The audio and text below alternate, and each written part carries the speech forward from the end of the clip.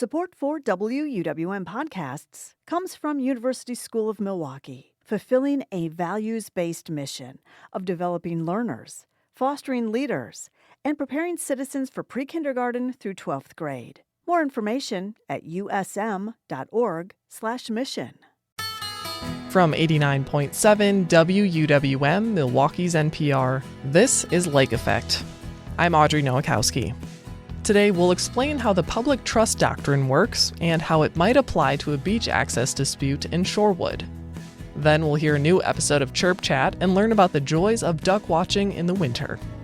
Some species that we might see around our shores on Lake Michigan would be common goldeneye, red-breasted merganser, and greater scalp. Plus, booksellers from Boswell Book Company join us for our annual Books to Gift conversation. For 2025, I feel like escapism has really solidified in readers' minds. Romantasy has been really big. You have some other speculative series. Anything that can take people away from their day-to-day, they're flocking to those. All that's coming up on Lake Effect. This is Lake Effect from 89.7 WUWM, Milwaukee's NPR. I'm Audrey Nowakowski. Thanks for joining us. Wisconsin has about 400 miles of Lake Michigan shoreline, but a dispute in Shorewood has ignited a debate about who has access to that shoreline. The village of Shorewood maintains people have access to the public Atwater Beach, but residents with homes to the north and south of the beach own everything down to the water's edge. A Shorewood resident challenged that policy in municipal court earlier this month. The judge said she'll be announcing her ruling by the end of the first week of January. This debate has been going on for decades and has been settled in other states, according to David Strifling. He's an associate professor at Marquette University's Law School and directs its Water Law and Policy Initiative. Strifling joins WUWM environmental reporter Susan Bentz to explain the Public Trust Doctrine. Going back to antiquity, it seems that there's been a sense that the public should have the right to access navigable waters. And going way back to Roman law or English common law, that may have been mostly focused on transportation and trade and commerce and those kinds of purposes. But as we've advanced through time, it has been expanded to other rights as well, like recreation. And so when we look at Wisconsin, there are a lot of different sources for the Public Trust Doctrine, but really it starts with the English common law through to the Northwest Ordinance, which governed the Northwest Territory before Wisconsin even became a state. And then the language from that document was incorporated into the Wisconsin Constitution. That's where we stand, and the difficulty has arisen in terms of interpreting that language that's in the Wisconsin Constitution and is a little bit vague. Can you share some of that language? Sure. So what the Wisconsin Constitution says is that the Mississippi River and the navigable waters, and that's an important term, navigable waters, leading into the Mississippi and St. Lawrence, and the carrying places between the same shall be common highways and forever free, not only to the inhabitants of Wisconsin, but also to the inhabitants of the United States. So anyone who comes here would have the freedom to use those navigable waters. So when Wisconsin became a state, was it given the lake beds? Is that part of our origin story, and what does that mean? Is that an element of the public trust? So it's a slightly different legal doctrine called the equal footing doctrine. And at the risk of getting too far into the weeds, what the equal footing doctrine says is that any new states coming into the Union of the United States have to enter on an equal footing with the original 13 states. And the original 13 states all held title to the beds underlying the navigable waters in those states because they inherited it from the English crown when they got independence. And so based on that equal footing doctrine, when Wisconsin came into the Union, yes, it inherited the title to the beds underneath all of its navigable waters to be held in trust for the public. So the equal footing doctrine sort of is operationalizing or making possible the public trust doctrine. Back to the language. Right, so it's pretty vague. I think the key difficulty is, how do we operationalize what it means to be common highways and forever free? Does it mean access? Does it mean the state can't sell that land or give it to a private party? Does it mean there's some restriction on what a private property owner can do with their land?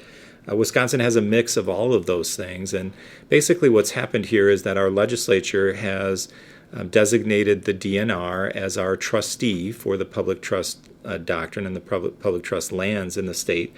And the DNR has to figure out exactly what it means for the public to have that right on a day-to-day basis. And that's why we've got 150 years of case law from the Wisconsin Supreme Court and the Wisconsin Court of Appeals trying to determine exactly what the public right is in those navigable waters. I'm just guessing that a case like this that brought about our conversation, happening to be in Shorewood, where somebody walked from the public beach onto what is considered private land north of that beach.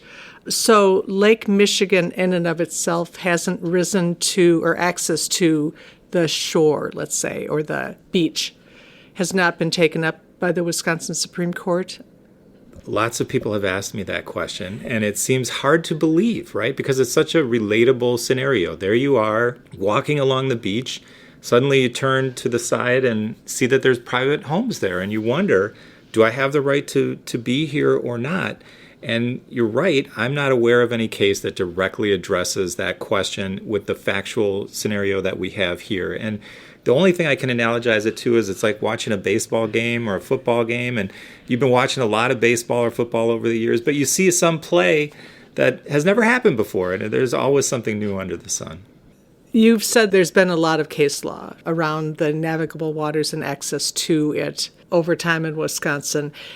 Is there a case that you find most applicable to this situation? Not really, and here's the problem. It is that you can pull language, and I'll do so in a moment, from just little snippets from one decision or another that may seem to point one way or another in terms of which way this case should come out. There are some cases that say that the public trust right rises and falls with the water, in perfect harmony with the natural order of things. As the water rises, the public's right rises.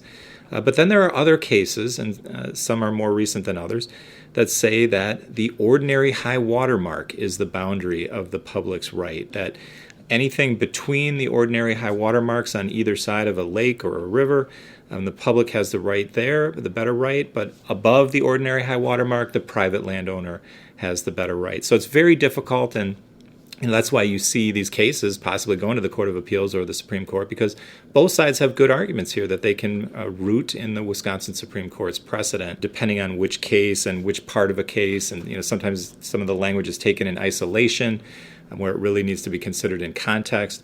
So I couldn't say that there's one case that I would look at and say that's the one we should really follow in terms of this Shorewood dispute.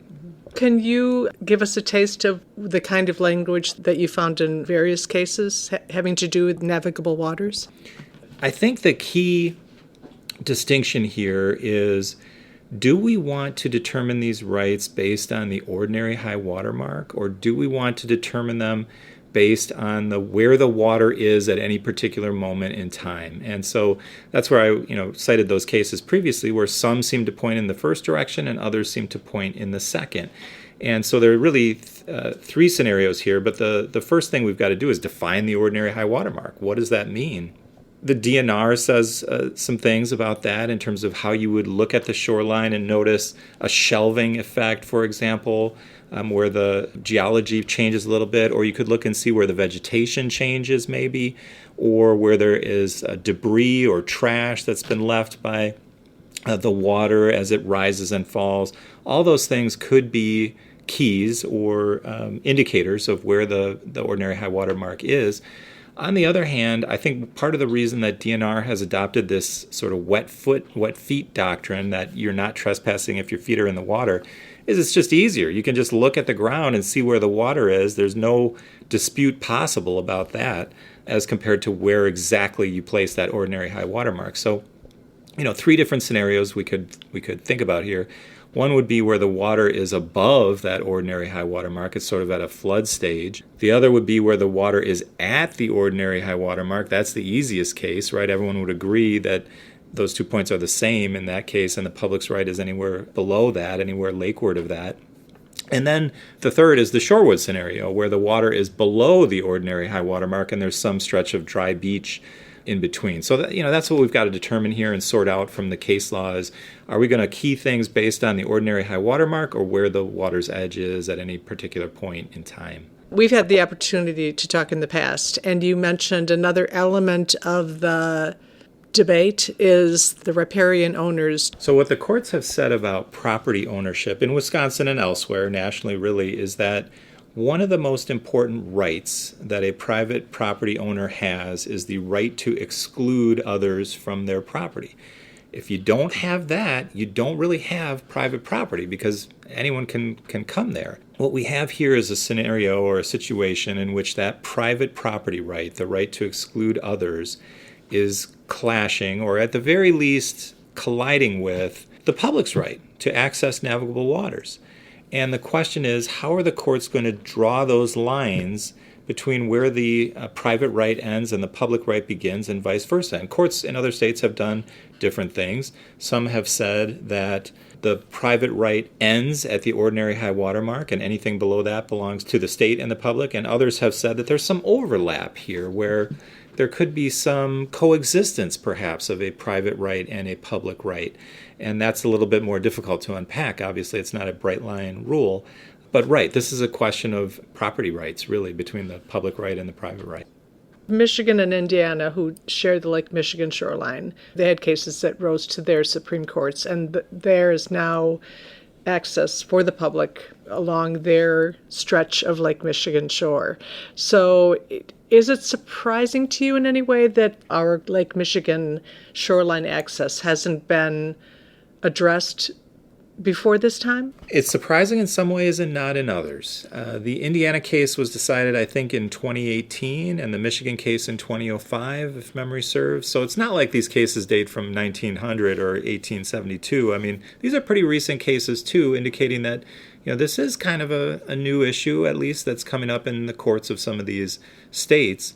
So, on one hand, there's that. On the other hand, there's the eminently logical point or practical point that this must happen all the time, and why haven't we seen this decided in our courts before? So I don't have a good answer to that last question.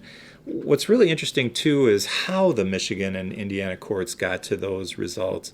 The Michigan court took a very practical path and essentially said, this plaintiff just wants to walk along the lakeshore, and she needs the right to do that in order to enable or to exercise her more traditional public trust rights like boating and fishing and hunting in the navigable waters of Michigan. If you can't walk along the shore, the court thought, makes it a lot more difficult to access and enable and exercise some of those other public trust rights. So a very practical analysis. On the other hand, the Indiana Supreme Court took a much more legalistic, formalistic approach to this, starting with the equal footing doctrine, which we talked about earlier, that says that the state of Indiana, in that case, took title to all those lands, those beds underlying the navigable waters at statehood, and it's never relinquished them, never legislatively relinquished them to private owners. So that means that you go up to the ordinary high water mark, and whether it's exposed at that moment or not, that's the boundary. So even if there's some stretch of dry beach between that ordinary high water mark and the water level at that point in time, you still look at the ordinary high water mark because that's the property analysis that the court went through. So really different pathways, but they get to the same point, which is public access to that dry beach as long as it's below the ordinary high water mark.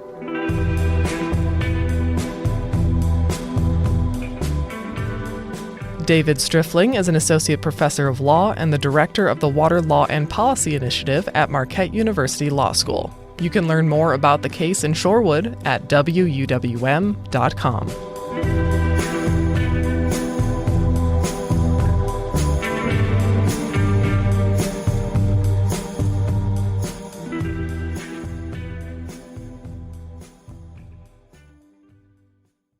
For decades, American Science and Surplus has served as a hub for DIY projects, science lovers, and stargazers. The stores in Milwaukee and Illinois nearly closed in 2025. Previous owner Pat Meyer started a GoFundMe in May, raising almost $200,000 to help keep the doors open. But when efforts failed to reduce inventory and relocate its warehouse, Meyer stepped down as the owner of American Science and Surplus. He said the stores would either close or be taken over by their employees. And that's how former store manager Kim Stangline took over the Milwaukee location. Stangline tells WUWM's Eddie Morales about the changes coming to American Science and Surplus. First, she shares how a challenging economy is shaping the store's inventory.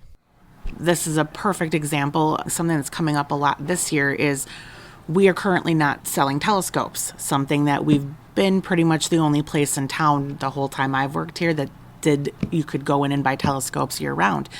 But they are no longer a profitable venue for us. When I started here 22 years ago, that first Christmas I worked here, we had our annual telescope and microscope sale, first weekend of December every year. And that first year, I got here in the morning before open, and we had a line of 15, 20 people outside waiting to come in and buy their telescopes and microscopes. And now if we sell, even the week before Christmas, if we sell 3 to 5 telescopes, that's what we're down to now. So just a shift in how people are purchasing, I think. They're buying a lot of those higher ticket items online. I think that is very telling of, we all know the story. We all know what happened. Amazon came around and brick and mortars have been struggling, and we have to kind of curtail what we are selling and opt to not sell certain lines as well, just because they're not as profitable. So when did you realize that you wanted to step in as the new owner, and how did that transition come together? It was honestly something that wasn't even on my radar. The thought of the store going out of business was sad to me, but I knew what the future was about to be and accepted it and was ready to move on to something else. And then the owner came to me after about 2 months with the GoFundMe going on and asked if I would be interested in purchasing the store. In all honesty, my answer was no right off the bat because it's a huge undertaking and it was really scary. But as we saw that the end was in sight, there was no coming back for the main company, American Science and Surplus, my mind changed. I didn't want the store to close. It was not really about me staying here so much as me wanting the store to stay open. I love the store. I love what we do here. I love our customer base. And that was really it for me. I just didn't want the store to close. What has the customer feedback been like since then? I mean, you've talked about some people just not even knowing if the store is open or not. Customers who are coming in have been great. And we have had a decline in foot traffic. And people just think that the whole company closed. That is a lot of the feedback we get. I would say 3 to 5 customers a day come in and say to a staff member, "Oh, we're so glad you're still here. We heard you closed." And that is kind of what we're combating right now. So as people are finding their way back to us, they have been very appreciative. I have myself multiple customers a day coming up either to me or looking for me just to say thank you for keeping the store open. It's, for the most part, everybody in the store has been wonderfully supportive and positive. When it comes to the challenges of the current state of the economy, is there anything that impacts the store specifically? Things like if tariffs affect the business, is that something that is affecting the store at all? Well, you mentioned tariffs. Having just started doing the purchasing for the store myself, the last 2 months have been very eye-opening for me because when I purchase things and I enter them into the system, I can see what we paid for them 6 months ago. I can see what we paid for them 2 years ago. And many of our vendors have increased the cost on products minimum 10% and some of them up to 20%. So a pretty significant increase in the cost of goods from this time last year to now. Obviously, that means we have to raise our prices while not trying to raise them too much that we're pricing people out of being able to afford them. It's something that I have been focusing on a lot myself. So I'm looking at choosing items with a good value that are still a good quality item. Yeah, it's got to be a tough decision to make when you're looking at how do I change the inventory while making sure that They'll have what the customers want. Yeah, what the customers want, also what is still a quality offering of a product. Right. How do you balance being able to adjust to these changes while maintaining quality and inventory and customer satisfaction? Science is in our name, and we want to keep the science in the store. But like I had mentioned with the telescopes, there's just not really a profit margin there for us anymore. So dropping telescopes, while it was a hard decision, and I know that in the community we were that source, but if it's not profitable for us anymore, unfortunately, it's a hard decision to make. But we had to drop something like that. One thing that comes to mind is expertise from the employees. How valuable is that? And especially a brick and mortar, people can walk in, speak to someone directly, and someone who's knowledgeable on the various topics. There's so many different items here in the store that you carry. How important is that? Very important. As a consumer, when I need to go to the hardware store to buy certain things and I know I'm going to have a question or two, I will go to an Ace or a True Value any day because I know that I'm going to find a staff member there who not only knows what he's talking about, is excited to give me that information. And you don't find that in larger stores so much. You're lucky if you find anybody to help you. Here, we try our best to help the customers with their questions, with the projects that they're working on. Obviously, not every staff member is going to be as knowledgeable about some things over others, but we are focusing right now on having staff members that are knowledgeable about the things we need them to be knowledgeable about. So I have a couple people who are relatively savvy in lab and biology and know about electronics and mechanics, and those are people I'm trying to keep on staff that are a good resource for our customers. One thing that Lily is my store manager, Lily and I are focusing on are trying to make sure that we have one of those knowledgeable people on staff at all times. A big thing that I don't want to say changes, but things that we're bringing back once the new year starts. And one of those things is making sure we have someone staffed at our test bench area Monday through Friday in the afternoons so that the community can come in and get a little assistance with some of their projects, with troubleshooting some of the little glitches that they're finding in their projects. There's not really any place left in town where you can do that. So having that staff on hand that are able to assist customers with small projects, with questions that they have, with troubles that they're finding while they're hooking up their LED bulb to their power source. That's something that I think is very valuable to the community, and therefore it is important for me to have in the store. You said a test bench? So we have a bench area out here that has power supplies that we can test motors and fans and power supplies at, but we also can help customers there with questions they have about their projects. So are there any significant changes that have happened or that are going to happen, whether that could be things that have had to be somewhat of a compromise or things that you're looking forward to expanding? You mentioned the test bench, you mentioned things like telescopes. Is there anything else? I do want to mention that we are bringing back some of our community workshops next year once we get through the holiday season. So February, we're going to kick off our first science night for the year. Those we do 3 times a year. They're a free event for the community to come and enjoy science demonstrations and get their hands on some of them. So those will be coming back, as well as we do workshops on Sunday afternoons for kids and families. Those will be coming back, as well as our adult workshops, which will be happening on Thursday evenings after close. Those are just things that we're planning on bringing back that we had to stop last year when times were getting tough. So those are coming back early next year. Our other big thing that we're trying to focus on is, I say put the surplus back in surplus. We never really lost the surplus, but we haven't been buying from the public as much the last few years.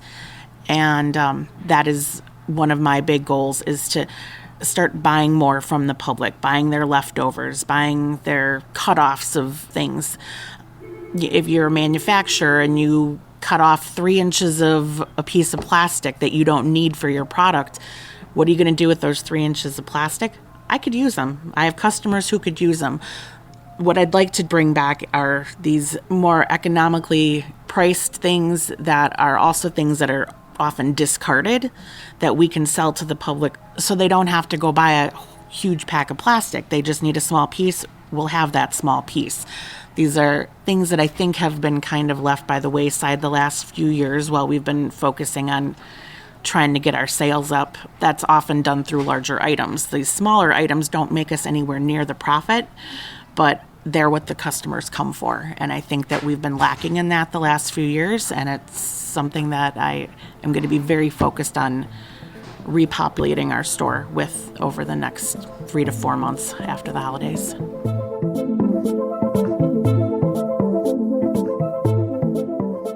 That was American Science and Surplus owner Kim Stangline. She spoke with WUWM's Eddie Morales as a part of our series where we check in with Wisconsinites about how the economy is impacting them. You can view more economy coverage at WUWM.com.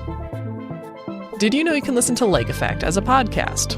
Just search for Lake Effect wherever you get your podcast to download and hear us on demand. Later in the show, we'll talk about some of the best books to gift your loved ones of all ages this holiday season. But first on Chirp Chat, we'll learn all about the ducks that migrate south to Wisconsin in the winter. That's coming up next on Lake Effect on WUWM.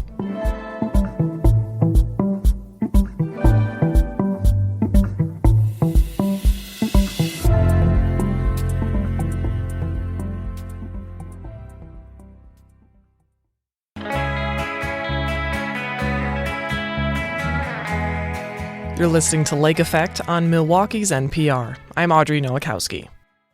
Is cabin fever setting in? Then it's time to bundle up, grab your binoculars, and head on outside for some winter duck watching. Walking along the shores of Lake Michigan, you can spot some common goldeneye, red-breasted merganser, and greater scalp. Michelle Allison is a birder and an environmental educator at the Schlitz Audubon Nature Center. As water north of Wisconsin freezes and cuts off their food supply, Allison says ducks only fly south just enough to find open water, like Lake Michigan. To learn more, Lake Effect's Excret Nunez speaks with Allison for this month's Chirp Chat. As we know, birding doesn't ever stop. It just changes with the seasons. And this season being a really cold winter so far in Wisconsin, I was wondering if you can talk about what makes this particular time of year so great for bird watching in our area. In the winter, we have all kinds of ducks that visit our area on Lake Michigan that might not be here the rest of the year. We have a lot of duck species in North America who breed in Canada. So they're going to nest and raise young further north of Wisconsin. And then during the winter, when they're not breeding, they're going to fly south to open water like our Lake Michigan area. And so we see all kinds of duck species here in the winter that we wouldn't see in other times of the year. Yeah, so it's really interesting because I feel like people are familiar with this idea of birds flying south for the winter where it might be warmer for them. So what are the reasons why ducks and waterfowl would fly here when it is cold? When you think about birds breeding in Canada, if they are flying south, this is south for them. So it might not be the warmest place in the winter for humans, but for ducks, the cold temperatures aren't really going to bother them too much. They're really looking for open water where they can find food. And Lake Michigan doesn't freeze over typically, and so they're going to be able to find plenty of food on Lake Michigan and not have to compete further south like Florida, where we might think of going for the winter. So they're going to have more opportunities to find food here without the added competition of all the birds that are actually going to those southern locations. You know, that makes a lot of sense. Kind of follow where the food's at, right? Exactly. What do ducks typically eat, and what do they do to stay warm? So we have two groups that we categorize ducks into. We have dabbling ducks or dabblers, and we have diving ducks. And the dabblers, like mallards, might have more vegetation that they're eating. They'll still eat those invertebrates when they can catch them, but they tend to be eating things like duckweed, those little tiny green plants that you see on the water in the summer. They can just tip their bodies over to get to that food. Diving ducks do just what it sounds like. They're actually diving underneath the surface of the water to catch their food. So they're really more hunting. They may be catching fish or invertebrates that are below the water's surface, things like clams and mollusks. They're really finding those high protein, high fat food sources that'll give them some extra calories and fuel to stay warm throughout the winter. You know, spring is also the time of year when a lot of birds mate and lay eggs. But is it true that some ducks and waterfowl start their breeding process as early as December when they're visiting around here? Right. So ducks can actually be doing mating and courtship displays throughout a good portion of the year, and they will start showing displays in the winter, even as early as December. You might see some interesting behavior when you see male ducks out on the water, tipping their head back with their bill straight up in the air. They might put their head forward and scoot forward in the water in kind of a unusual way. You might see them sort of raise their bodies out of the water and flap their wings. When you see those things happening, there's probably some females in the area that they're trying to get their attention. I'm Lake Effect's Excret Nunez, speaking with birder and environmental educator Michelle Allison at the Schlitz Audubon Nature Center. We're talking about duck watching in the winter. So now that we've established why ducks come here around this time of year, can you tell me about some of the common species people can see and how to identify them? So some species that we might see around our shores on Lake Michigan would be common goldeneye, red-breasted merganser, and greater scaup. So the common goldeneye males have a dark head and a white patch right around their cheek area. Their bodies are mostly white and they'll have a dark tail. So from a distance, they have a really distinctive pattern to their feathers, and you can really tell the males apart by their plumage pattern. With female ducks of all the species really, might have the same shape as the males, and typically they are a lot more brown and gray and hard to tell apart unless you're really close to them or if they're spending time right next to the male. So the males are easier to identify. So the greater scaup is the duck you might see that looks black and white from a distance. When you get up close, the head of the greater scaup has a greenish iridescent quality. Red-breasted mergansers are common ducks that we see on Lake Michigan.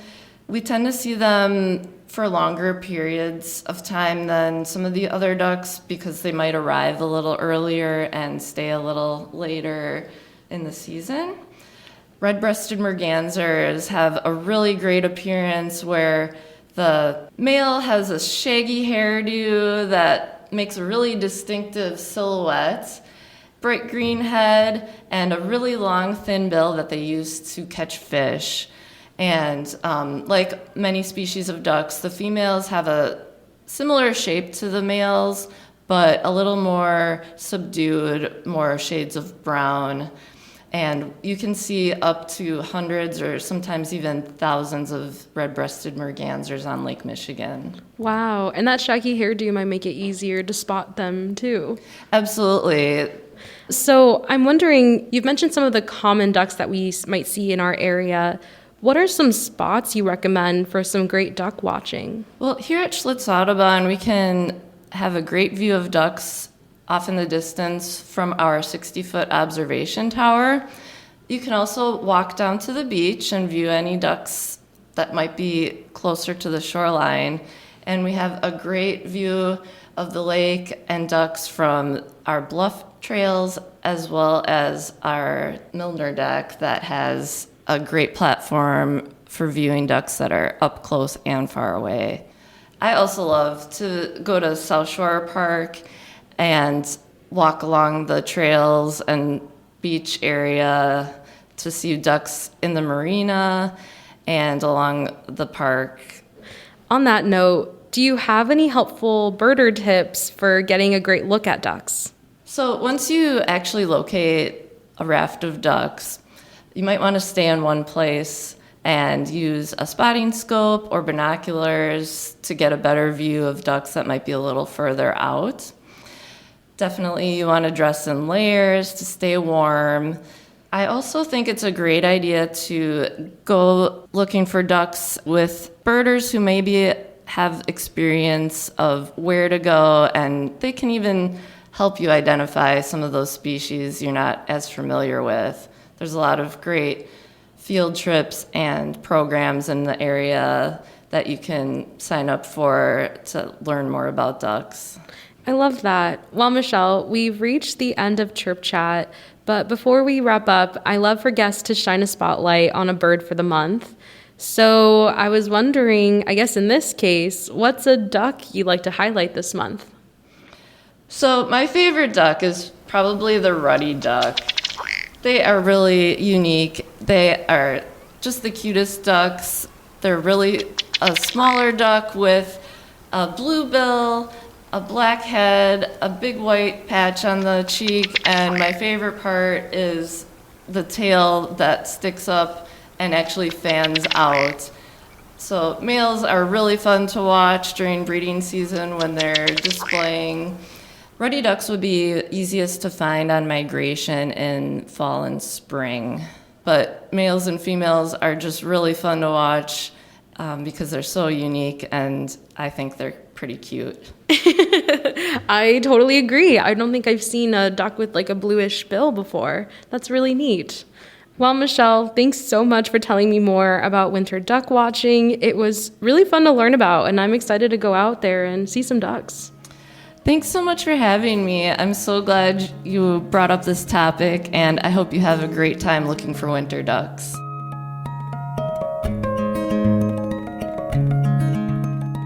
Michelle Allison is a birder and an environmental educator at the Schlitz Audubon Nature Center. She spoke with Lake Effect's Excret Nunez for a monthly series we call Chirp Chat. We'll take one more break and then return with book buyers from Boswell Book Company who share what titles stood out to them the most for 2025. Keep listening to Lake Effect on WUWM.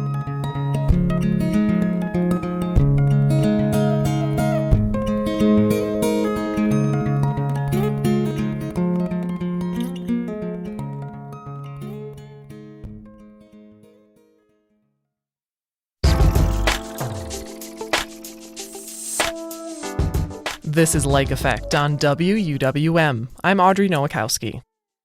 This holiday season, you might be looking for an idea of what to give the readers in your life. Well, here at Lake Effect, we have our own annual Books to Gift conversation to help you answer that. We have two of Boswell Book Company's book buyers in studio, Jason Kennedy, who has book recommendations for adults, and Jen Steele, who specializes in children's books. Jason and Jen, welcome back to Lake Effect. Good to have you here today. Thank you for having us. Yes. So there are so many books that come out every year that you both need to be on top of, but in your work at Boswell, have any particular trends, subjects, or themes stuck out to you for 2025? For 2025, I feel like escapism has really solidified in readers' minds for many reasons, as we all know.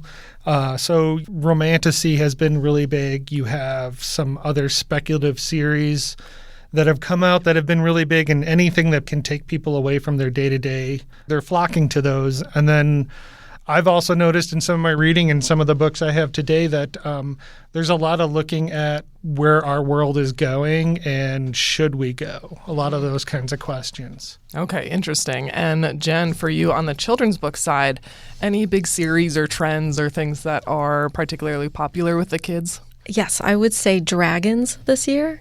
Every month this year, it felt like there was a new dragon book, and I'd like to read them all. But I read a few, and They were a lot of fun, completely different from each one. I'd also say I'm noticing certain middle grade books being turned into picture books, whereas we were seeing them translate into graphic novels for kids that are more interested in graphic novels. Now we're seeing, for instance, The Wild Robot, which is a really popular, great middle grade book, and now they've adapted that into a picture book for younger audiences, and it's just as adorable. So you mentioned dragons, and we kind of have a theme of dragons, Dungeons and Dragons, not necessarily the RPG, but our first book that will start off, Jason, with you. You're recommending Dungeon Crawler Carl series, which is a great alliteration. What can you tell us about that? It is a great alliteration. This series came along at the right time for me. I needed to just turn my brain off for a while, and this series does it just fantastically. It's a story where your main character, Carl, ends up living through basically the end of the world. There's a space conglomerate that's evicting all the humans from this world, and they're going to use the resources of the planet the way they see fit. And he gets a chance, along with hundreds of thousands of other humans, to go through a dungeon to see if they can, survive, live to the end of this. And if you do accept that challenge, it is a galactic-wide reality TV show. And you mix that with, if you're into D&D growing up, you will get a lot of that in here, because all of a sudden now everybody becomes a character and you can upgrade yourself as you go. And I would say that the first book is brilliant, and I probably would have stopped after maybe the second or third book. But each book, he brings about something new, something very creative that just keeps you going. And you just can't put them down. You finish one book, you're like, I need the next. And there's 7 of them out right now, and I know number 8 just got announced for next year. Okay, nice. And lots of books for people to start and then continue carrying on. And as long as we're along the lines of D&D adjacent, Jen, one of your book recommendations is called Dragonborn by Strawn Murray. Yes, Dragonborn is my buyer's pick, the other half of D&D. And this has a modern classic feel. I love just taking the jacket off. Yes. I love the illustrations. It almost gives like a Studio Ghibli kind of vibe. And the side pages are painted too in scales. Gorgeous. Yes. Red scales. His world building is fantastic. This is the best dragon book I read this year. It's fast-paced. It's funny. There are twists you don't see coming. People you maybe trust, and there's betrayals and the anger that the young girl feels at losing her father and having every moment of her life dictated by her mom, all these strict rules, and she doesn't get it. And she's alone in the woods, and she just lets out this primal scream. And this man appears and says, well, that was weird. And I'd say it's kind of like her Hagrid almost. And she is introduced into this whole other world and realizes that she is a dragon. Wow. And then you take it from there. Okay, Yes. I'm intrigued. I like this a lot. Yes. Well, and to kind of switch genres, hard left, your next book that we have is called The Teacher of Nomadland, a World War II story by Daniel Nayeri. Yes, and this one is the winner of the National Book Award for Young People's Literature. I really enjoyed reading about a part of World War II that you don't often read about. It's set in Iran in 1941, which was a neutral country sandwiched between British and Soviet occupations. This story follows a brother and sister who are recently orphaned as they set off to join a nomadic tribe. Their father was a teacher, and he had a chalkboard, and the young boy carries it with him because he's going to teach as well, and hopefully he can teach the children in the tribe their letters, and he's teaching his sister along the way. And during their journey, they find a Jewish boy that's hiding from Nazis. So there's danger up ahead. There's heart. It's a very tender-hearted story and was very, very nice to read. And what ages would you recommend for this read? Oh, this one would be ages 8 and up. Okay, great. And next up, Jason, we'll go back to you. This one is kind of a pair that you put together. We'll start with The Merge by Grace Walker. All right. Well, The Merge, this book takes place a little bit into the future from where we are, where they have developed the technology to take two minds and merge them into one body. So the main character in this, her mother is diagnosed with Alzheimer's. That's not the story. The story is she was so against this whole merge thing that has basically taken over the whole world. Like, the people who are merged get the ability to have children, get preferential rights to where they live, all this stuff. They're more citizens than the others. And so she was against this the entire time, but decides that when she gets the news about her mother that she wants to merge with her. This book basically takes you through the whole process that they're going through, all the dynamics going on in this world. And it asks a question as you go through it, is like, yeah, you've created this technology and you can use it. Should you? Mm-hmm. And there's a bit of a twist at the end that is brilliant. Highly recommend it. I'm already feeling all sorts of complicated emotions just on that short little, pitch about it. And to pair with The Merge, next up is called The Book of Guilt. What can you tell us about that? Yeah, this is a kind of a 1970s dystopia. It's looking at a world where World War II never ended. It basically just kind of fizzled. So you don't have this reconciliation with science. We don't get the morals and ethics worked out. So science is still kind of, you got the mad scientist who will still do these experiments because nobody's really keeping track of them. This story takes place in a boys' home in England. There's 3 boys. They're triplets, which that should tell you something because there's not many triplets. And they're the only 3 boys left in this home, and they have to find a new family. But they're realizing that that's harder than it sounds because nobody wants them for various reasons. So again, this pairs with The Merge because it's another one of these things like, you can do it, should you? Mm-hmm. Complex stories, the both of them. And Jen, back to you for some more kids' books. We have Zip, Zap, Wickety, Whack. Yes. Zip, Zap, Wickety, Whack is an engaging story about sharing. And it starts with a goat and a sheep. And they both say ba. And one says, well, that's what I say. You can't say it. Well, no, that's what I say. You can't say it. And the other farm animals get involved. Well, why don't you say oink? And the pig says, no, that's mine. So then, after the arguing, you get the sheep. And he says, that's all right. I'll say zip, zap, wickety, whack, bing, bang, walla, balla, flip, flap, yakety, yak, wing, ding, dilly. And everyone's like, I love it. That's great. And then you hear a small voice say, excuse me. It's a little alien ship that flies by. That's mine. That's what we say on our planet. Why don't you whiffle? And so they go back and forth and they learn about sharing. It's really fun. It's the best picture book to read aloud. And if you have multiple children you're reading to, they can all take part. Pick apart. Yes. Yeah. Yeah.